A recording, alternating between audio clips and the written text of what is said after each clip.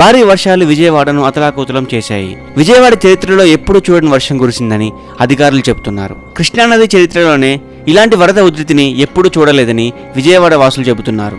భారీ వర్షాల కారణంగా విజయవాడ మొత్తం కూడా జలమయంగా మారింది. భారీ వర్షాల కారణంగా ప్రజలు ఎన్నో అవస్థలు పడుతున్నారు. మరికొందరికి తాగడానికి నీరు కూడా దొరకని పరిస్థితి. ప్రభుత్వం అందిస్తున్న సాయం అన్ని ప్రాంతాలకు చేరడం లేదు.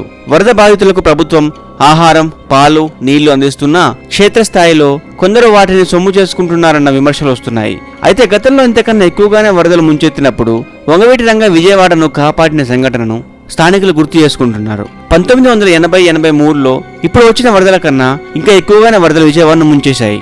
ఇదే బుడమేరు కారణంగా విజయవాడ నీటిలో మునిగిపోయింది. ఇప్పటి మాదిరిగా ప్రభుత్వం విజయవాడలో ఉండేది కాదు. ఉమ్మడి ఆంధ్రప్రదేశ్ కావడంతో హైదరాబాద్ నుంచే కార్యకలాపాలు కొనసాగేవి. దీంతో సర్కారుకు ఈ వరదల విషయం తెలిసే లోపే వంగవీటి రంగా రంగంలోకి దిగి ప్రజలను కాపాడారని విజయవాడ వాసులు చెబుతుంటారు.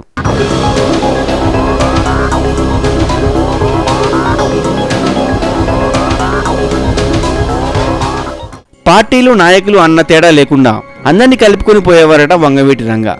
పెద్ద ఎత్తున లారీలు పెట్టి అందరినీ ఇందిరాగాంధీ మున్సిపల్ స్టేడియానికి తరలించేవారు. అక్కడ చాలకపోతే పీడబ్ల్యూ గ్రౌండ్లో శిబిరాలు ఏర్పాటు చేసి అక్కడికి తరలించేవారు. స్వచ్ఛంద సంస్థలను అలర్ట్ చేసేవారు. తానే స్వయంగా రంగంలోకి దిగిన రంగా నడుము లోతు నీటిలో నడుస్తూ ప్రజలను కాపాడే ప్రయత్నం చేశారు. తానే స్వయంగా బాధితులను ఒడ్డుకు చేర్చి లారీల్లోకి ఎక్కించిన సంఘటనలు అనేకం. అందుకే విజయవాడకు ఏ కష్టం వచ్చినా ముందు వినిపించే పేరు రంగా. అంతేకాదు, రాధారంగా మిత్ర మండలి అప్పుడే ఏర్పడింది. వీరైతే చిన్నపిల్లలను, వృద్ధులను తమ చేతులపైకి ఎత్తుకొని ఆ ప్రాంతాల నుంచి కాపాడేవారట రంగా. వచ్చిన లారీలు వస్తూనే ఉండేవి. చిత్రం ఏమిటంటే మనుషులతో పాటు వాళ్ళ వస్తువులను కూడా రంగా సాధ్యమైనంత వరకు కాపాడే ప్రయత్నం చేశారట. ఏ ఒక్కరిని వదిలిపెట్టేవారు కాదు. వాళ్ళు మన పార్టీ కాదని ఎవరైనా అంటే ఇప్పుడు రాజకీయాలేంటని కసురుకునేవారట. వారికి కూడా సాయం చేసేవారట.